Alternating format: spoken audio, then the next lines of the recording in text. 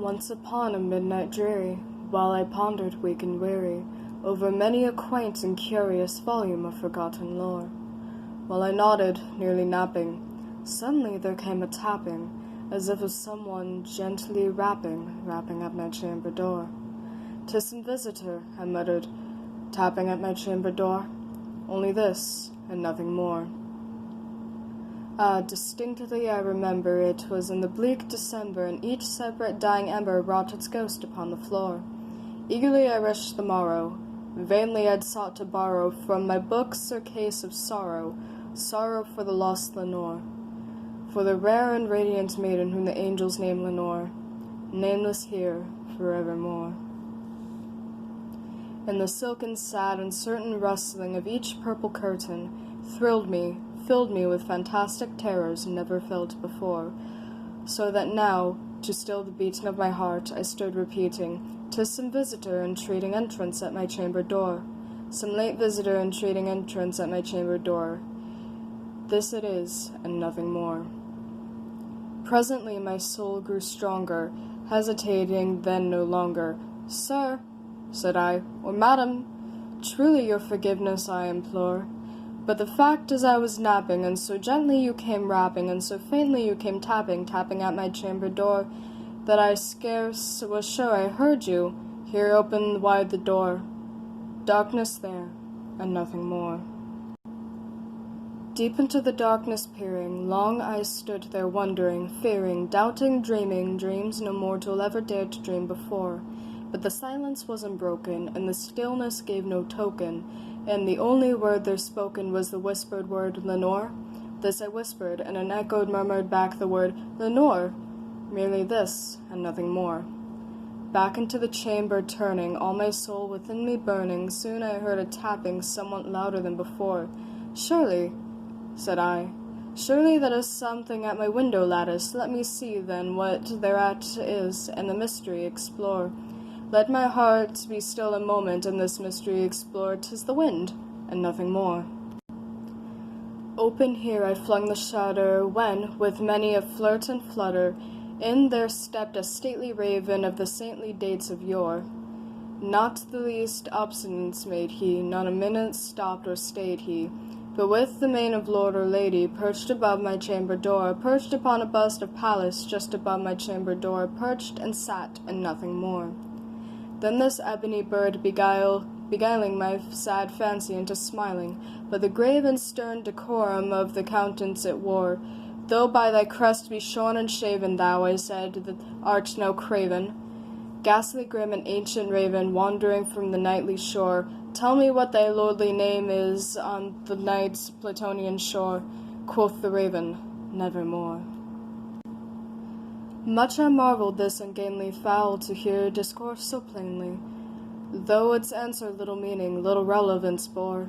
For we cannot help agreeing that no living human being ever yet was blessed with seeing bird upon his chamber door, bird or beast upon the sculpted bust above his chamber door, with such a name as Nevermore.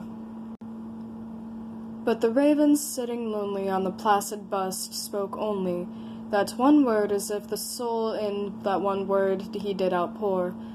Nothing further than he uttered, not a feather than he fluttered, till I scarcely more than muttered, "Other friends have flown before. On the morrow he will leave me as my hopes have flown before."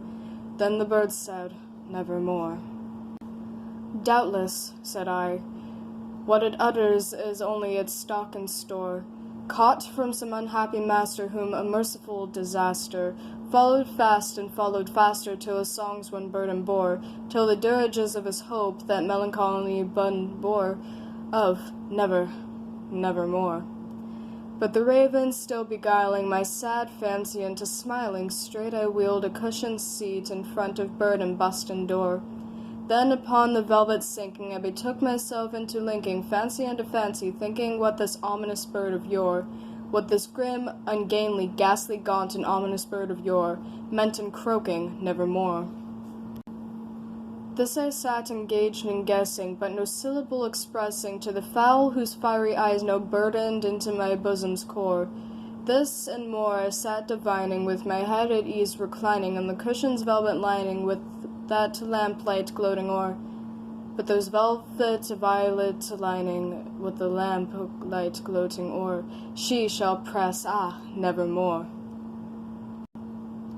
Then methought the air grew denser, perfumed from an unseen censer, swung by Sephaim, whose footfalls tinkled upon the tufted floor.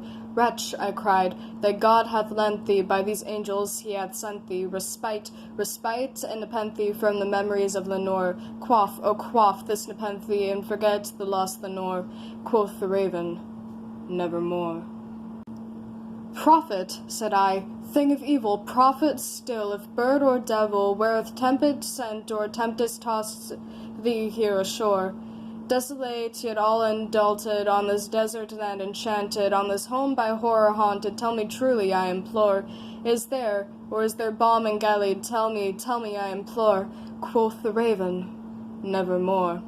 Prophet, said I, thing of evil, prophet still, if bird or devil, by that heaven bends above us, by that God we both adore, tell this soul with sorrow laden, if still distant Aden, it clasp a sainted maiden, from whose angel's name Lenore, clasp a rare and radiant maiden, whose angel's name Lenore.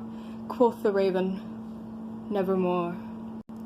Be that word or sign of parting, bird or fiend, I shrieked, upstating, get thee back into the tempest in the night's Plutonian shore. Leave no black plume as a token of thy lie that soul hath spoken. Leave my loneliness unbroken. Quit the bust upon my door. Take thy beak from out my heart, and take thy form from my door. Quoth the raven, nevermore. And the raven, never flitting, still is sitting on the pallid bust of Pallas just above my chamber door.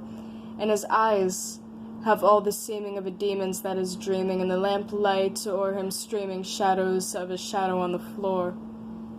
And my soul, from out thy shadow, that lies floating on the floor, shall be lifted nevermore.